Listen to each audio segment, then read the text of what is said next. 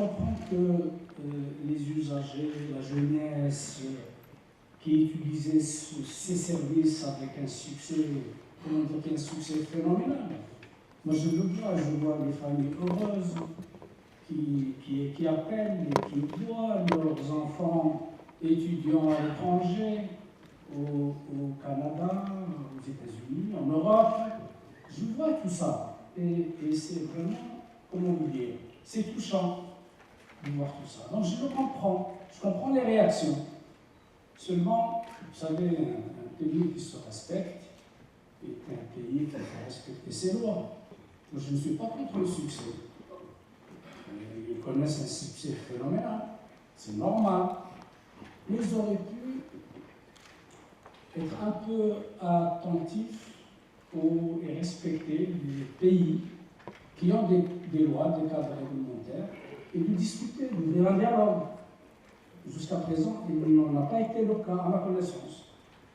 Donc le régulateur a dit, bon, on a trop attendu, il faut le faire. Et je rajoute pour ceux qui ne le savent pas que c'est un problème mondial.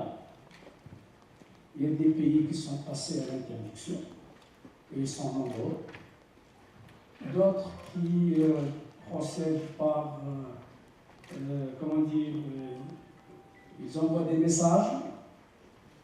Récemment, la France a l'initiative de la commission, comment on appelle ça, publique.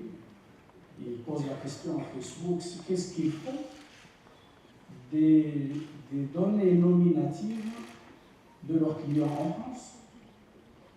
C'est une question qui est posée, je ne sais pas sur quoi ça va déboucher.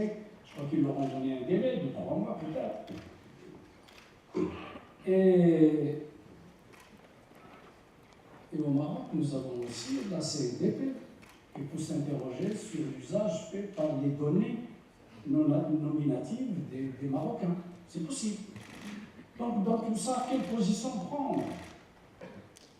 La position, c'est que, à mon avis, c'est qu'il faut qu'il y ait un dialogue de la part, initié de la part des opérateurs de ces applications, et qui puissent dialoguer avec les gens, qui disent voilà, on le fait, qu'est-ce que vous voulez? Ils ne payent pas d'impôts ici. Et c'est gratuit pour eux, pas d'infrastructure. Ce sont des opérateurs nationaux qui déploient les infrastructures, indépendamment du fait que c'est utile et c'est plébiscité par la jeunesse marocaine. C'est vrai. Il y a des pays qui ont été, comme la Chine par exemple, il l'a interdit, mais il a mis en place des applications nationales. J'espère que cela va pousser soit, qu'il y ait un dialogue avec ces compagnies internationales puissantes sur le sujet, soit de pousser à ce qu'il y ait des efforts et des investissements pour créer des solutions alternatives.